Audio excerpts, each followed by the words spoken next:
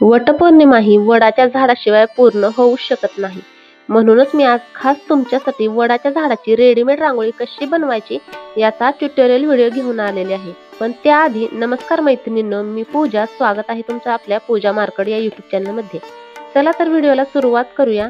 त्यासाठी लागणारं साहित्य आहे ते म्हणजे 175 मायक्रॉनचा A4 साईजचा OHP शीट, ब्लॅक कलरचा परमनंट मार्कर पेन. तुम्ही कोणत्याही साईजचा कोणत्याही कलरचा मार्कर पेन घेऊ शकता. इथे मी ब्लॅक कलरचा घेतलेला आहे. तर मैत्रिणींनो, इथे आपल्याला फक्त वटपौर्णिमेचं वडाचं झाड काढायचं आहे. म्हणून मी डायरेक्टली OHP शीटवरती व्हिडिओमध्ये दाखवल्याप्रमाणे ते झाड काढून घेत आहे. तुम्हाला जर असं अवघड जात असेल तर पेपरवरती तुम्ही हे ड्रॉइंग करून नंतर मास्किंग टेपने हे त्याच्यावरती चिटकवून OHP शीटवरती ती डिझाईन ट्रेस करून घेऊ शकता. आणि हे ट्रेस कशी करायची डिझाईन हे जर तुम्हाला माहीत नसेल तर आपल्या चॅनलवरती पाठीमागचे व्हिडिओ जे आहे ते तुम्ही एकदा नक्की बघा, म्हणजे तुम्हाला हे रांगोळी ट्रेस कशी करायची हे तुम्हाला हे समजून जाईल. सोबतच आपल्याला लागणार आहे ते म्हणजे रांगोळीचे कलर्स, एक बाउल, फेविक्रिलचा फॅब्रिक ग्लू. आता इथे तुम्ही बघत असाल माझ्याकडून डिझाईन चुकीची झालेली आहे, म्हणजे झाड व्यवस्थित बनलेलं नाही. मी ही मुद्दाम दाखवलेलं आहे कारण हे कसं इझिली रिमूव्ह करू शकता हे तुम्हाला सांगत आहे. तर आपले जे नेल पेंट रिमूव्हरचे एक कॉटन पॅड असतात त्याने तुम्ही अशा प्रकारे जर आपल्याकडून डिझाईन चुकली असेल तर तुम्ही इझिली ते रिमूव्ह करू शकता. तर हा फॅब्रिक ग्लू इथे मी घेतलेला आहे, फेविक्रिलचा आहे. 60% फॅब्रिक ग्लू आणि 40% पाणी अशी कन्सिस्टन्सी घेऊन फॅब्रिक ग्लूचं परफेक्ट सोल्युशन बनवायचं आहे. हे सोल्युशन जर चुकलं तर आपल्या रांगोळीला तडे जातात, रांगोळी व्यवस्थित चिटकत नाही. त्याच्यामुळे हे सोल्युशन कसं परफेक्ट बनवायचं हे जर तुम्हाला माहीत नसेल, फॅब्रिक ग्लूचं परफेक्ट सोल्युशनचा व्हिडिओची इथे आय बटनमध्ये मी लिंक देत आहे, तो व्हिडिओ तुम्ही एकदा नक्की बघा. आता अल्टरनेट डिझाईन कंप्लीट करायची आहे म्हणून मी जो झाडाचा कट्टा आहे खालचा तिथे मी व्यवस्थित फॅब्रिक ग्लू लावून घेतलेला आहे 6 नंबरच्या ब्रशने. आणि वरून रंगोली स्टेनरच्या मदतीने स्प्रेड केलेली आहे आणि वरून OHP शीट टाकून कापडाच्या मदतीने व्यवस्थित प्रेस करून एक्स्ट्राची रांगोळी झटकून काढलेली आहे. तर इथे तुम्ही बघत असाल की माझ्याकडून फॅब्रिक ग्लू व्यवस्थित लागत नाही कारण हे सोल्युशन जास्त घट्ट झालेलं आहे आणि सोबतच फॅन सुद्धा चालू आहे, त्याच्यामुळे हे सोल्युशन व्यवस्थित सगळीकडे लागत नाही. म्हणून फॅन बंद करून व्यवस्थित ही रांगोळी व्यवस्थित फॅब्रिक ग्लू लावून घ्यायचा आहे. तर मी कुठे डार्क आणि कुठे लाईट ग्रीन कलर स्प्रेड करून घेत आहे आणि ज्या ठिकाणी फॅब्रिक ग्लू सुकून गेलेला आहे तिथे मी पुन्हा अप्लाय करून घेतलेला आहे. तर अशा प्रकारे तुम्ही हाताने रांगोळी स्प्रेड करू शकता किंवा रंगोली स्टेनरने सुद्धा व्यवस्थित स्प्रेड करू शकता. आता इथे तुम्ही बघा, रांगोळी स्प्रेड करून झटकल्यानंतर हाताने रांगोळी स्प्रेड केल्यामुळे आणि खालचा फॅब्रिक ग्लू व्यवस्थित न लागल्यामुळे ही रांगोळी कशी दिसत आहे, व्यवस्थित चिटकलेली नाही. म्हणून पुन्हा एकदा मला याच्यावरती फॅब्रिक ग्लू लावून घ्यावा लागलेला आहे. पण सेकंड लेअर देताना आपण थोड्या पोर्शनमध्येच ही रांगोळी स्प्रेड करणार आहोत. म्हणजे काय होईल, ही रांगोळी व्यवस्थित आपल्याकडून चिटकली जाईल. ग्रीन कलरचा पार्ट कंप्लीट झाल्यानंतर जो आपला उरलेला जो झाडाचा कट्टा आहे तिथल्या भागात आपण ब्राऊन कलरची रांगोळी स्प्रेड करून घेणार आहोत. तर ब्राऊन कलर कसा बनवायचा, तर रेड, ऑरेंज, येल्लो आणि थोडासा ब्लॅक मिक्स केला की आपला ब्राऊन कलर तयार होतो. तर खालच्या भागामध्ये व्यवस्थित फॅब्रिक लावून घ्यायचं आहे. खालच्या भागापासून स्टार्ट करायचं आहे, म्हणजे जो ग्रे कलरचा भाग आहे त्याच्यावरती आपली ही रांगोळी ओव्हरलॅप होणार नाही. म्हणून खालच्या भागापासून वरच्या भागापर्यंत फॅब्रिक लावून घ्यायचं आहे. पण कलर स्प्रेड करताना आधी वरच्या भागात व्हिडिओमध्ये दाखवल्याप्रमाणे कलर स्प्रेड करायचा आहे आणि मगच उरलेल्या भागामध्ये रंगोली स्टेनरच्या मदतीने रांगोळी स्प्रेड करून नंतर वरून OHP शीट टाकून कापडाच्या मदतीने व्यवस्थित प्रेस करून एक्स्ट्राची रांगोळी झटकून काढायची. आणि आउटलाईनच्या बाहेर जर डिझाईन गेली असेल तर ब्रशच्या पाठीमागच्या भागाने हलक्या हाताने ती काढून घ्यायची. तर आता ग्रीन कलरचा पार्ट व्यवस्थित सुकलाय का हे चेक करायचं आणि मगच व्हिडिओमध्ये दाखवल्याप्रमाणे त्या ठिकाणी फॅब्रिक ग्लू व्यवस्थित लावून घ्यायचं आहे. थोड्या पोर्शनमध्येच लावून घ्यायचा, म्हणजे एकमेकांवरती आपले कलर ओव्हरलॅप होणार नाहीत आणि आपली रांगोळी परफेक्ट दिसेल.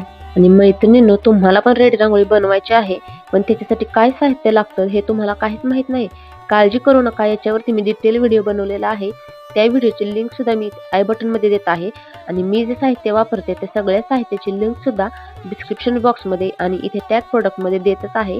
तुम्हाला जर रेडीमेड रांगोळीसाठी बनवण्यासाठी मटेरियल हवं असेल तर तुम्ही ते मटेरियल नक्कीच ऑर्डर करू शकता आणि तुम्ही सुद्धा माझ्यासारख्या सुंदर रेडीमेड रांगोळी घरच्या घरी इझिली बनवू शकता. व्हिडिओ बनवायच्या नादामध्ये खिडकीतून रांगोळीवरती ऊन आलेलं हे मला दिसलंच नाही, व्हिडिओ एडिट करताना हे दिसलं. तर सॉरी त्याच्यामुळे तुम्हाला जर डिस्टर्बन्स येत असेल तर तर अशा प्रकारे आपला फर्स्ट लेअरची रांगोळी कंप्लीट झालेली आहे. तर ही रांगोळी व्यवस्थित अर्धा तास व्यवस्थित सुकू द्यायची आहे आणि त्याच्यानंतरच आपण याच्यावरती सेकंड लेअर करायचा आहे. तर सेकंड लेअरसाठी सुद्धा आपण स्टेप जशी फर्स्ट लेअरसाठी केली होती अल्टरनेट डिझाईन तशीच करायची आहे. इथे हात फास्ट चालवायचा आहे बरं का, कारण ही रांगोळीवरती फॅब्रिक ग्लू पडल्यानंतर ही सगळीकडे पटकन स्प्रेड होतो, त्याच्यामुळे हात पटपट चालवायचा. आणि आता जो ग्रे कलर आपण दिला होता तिथे आपण व्हाईट कलरची रांगोळी जास्त स्प्रेड करणार आहोत. म्हणजे खालचा भाग जास्त ग्रे झाला होता म्हणून मी तिथे व्हाईट कलरची रांगोळी स्प्रेड करत आहे, म्हणजे तो व्यवस्थित दिसेल. लाईट ग्रे कलर असा दिसेल, कारण बॅकग्राऊंडचा व्हाईट कलरमुळे तो सुद्धा दिसणारच आहे. तर वरून OHP शीट टाकून कापडाच्या मदतीने व्यवस्थित प्रेस करून एक्स्ट्राची रांगोळी झटकून काढायची आहे. त्याच्यानंतर आपण जो वडाच्या पारंब्या आहेत तिथला भाग आधी कंप्लीट करून घेऊया. मैत्रिणींनो, आणखी एक महत्त्वाची टिप म्हणजे फॅब्रिक ग्लू सेकंड लेअर करताना फॅब्रिक ग्लू जेव्हा लावतो त्याच्यानंतर लगेच त्याच्यावरती रांगोळी स्प्रेड करायची.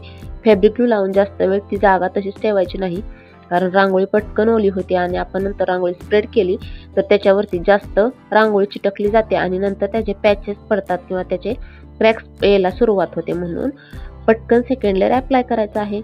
तर आता अर्ध्या पोर्शनमध्ये आपण ग्रीन कलरच्या पार्टमध्ये फॅब्रिक ग्लू लावून घेत आहोत, म्हणजे आपल्याला व्यवस्थित सगळीकडे सेम कलर स्प्रेड करता येईल.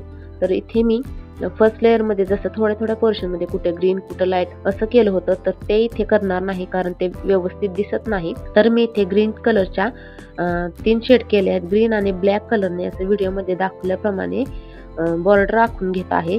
आणि त्याच्यानंतर या ग्रीन कलरच्या खालच्या भागामध्ये पॅरट ग्रीन कलर आहे किंवा आपण लाईट ग्रीन कलर म्हणतो, तो कलर स्प्रेड करून घेत आहे. आणि त्याच्यानंतर त्याच्या खाली डार्क ग्रीन आणि लाईट ग्रीन कलर स्प्रेड करून घेत आहे. आणि उरलेल्या भागामध्ये ओरिजिनल ग्रीन कलर जो आहे तो व्यवस्थित स्प्रेड करून घेत आहे, म्हणजे सगळं झाड आपलं नॅचरल वाटेल किंवा रिअलिस्टिक दिसेल म्हणून असं करत आहे. तुम्हाला फायनल लुक बघितल्यानंतर लक्षात येईलच. आणि हो, टिप्स आणि ट्रिकचा व्हिडिओ तुम्हाला जर हवा असेल, म्हणजे रेडी रांगोळी खराब का होते, ती रिपेअर कशी करायची, काय काय प्रॉब्लेम्स येतात, हे जर तुम्हाला जाणून घ्यायचं असेल तर इथे आय बटनमध्ये त्या व्हिडिओची मी लिंक देत आहे. तो व्हिडिओ सुद्धा एकदा तुम्ही नक्की बघा. नक्कीच तुमची रांगोळी आणि खराब झालेली रांगोळी कशी रिपेअर करायची हे तुम्हाला त्या व्हिडिओमध्ये बघायला भेटेल. उरलेल्या भागामध्ये आपण फॅब्रिक ग्लू स्प्रेड करून घेतलेला आहे. तर इथे तुम्ही बघत असाल मी रांगोळी जाड स्प्रेड करत आहे. अशी लाईन मारायची नाही, तर अशी जाड लाईन मारायची आहे. म्हणजे काय होईल तर ते आपल्याला एक शेड दिसेल. नाही तर डार्क ग्रीन कलरने जर आपण सिंगल लाईन मारली, सिंगल स्ट्रोक मारला तर ते व्यवस्थित दिसणार नाही. म्हणून मी थोडंसं ब्रॉड अशी ती लाईन ठेवत आहे. तर अशाच प्रकारे तुम्ही सुद्धा करायचं आहे, म्हणजे ते झाडाचं व्यवस्थित शॅडो सुद्धा दिसणार आहे. आणि खूप साऱ्या ताईंनी कमेंट केली होती की कोल्हापूरच्या महालक्ष्मी देवीची रेडीमेड रांगोळीचा ट्युटोरियल व्हिडिओ घेऊन या. तर तो व्हिडिओ आपल्या चॅनलवरती अपलोड केलेला आहे.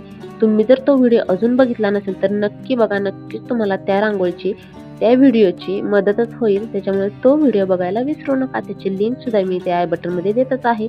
तर त्याच्यानंतर हे झाल्यानंतर खालचा जो आपला कट्ट्याचा ब्राऊन कलरचा पार्ट आहे तिथल्या सुद्धा पार्टमध्ये आपण अशाच प्रकारे व्यवस्थित रांगोळी स्प्रेड करून घ्यायची आहे. आणि वरून OHP शीट टाकून कापडाच्या मदतीने व्यवस्थित प्रेस करून एक्स्ट्राची रांगोळी झटकून काढायची आहे.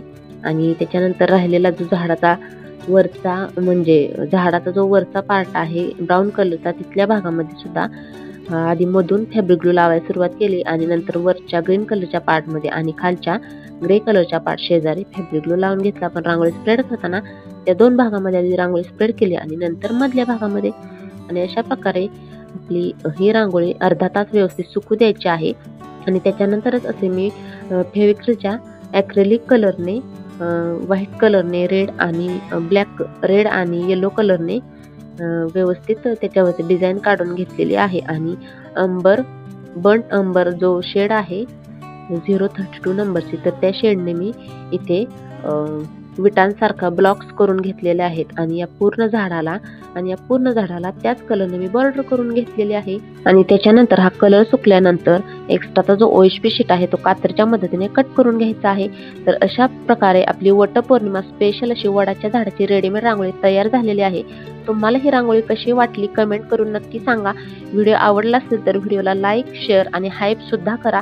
तुमच्या मैत्रिणींसोबत सुद्धा व्हिडिओ नक्की शेअर करा. अशा सुंदर रांगोळीसाठी चॅनलला सबस्क्राईब करायला विसरू नका. धन्यवाद.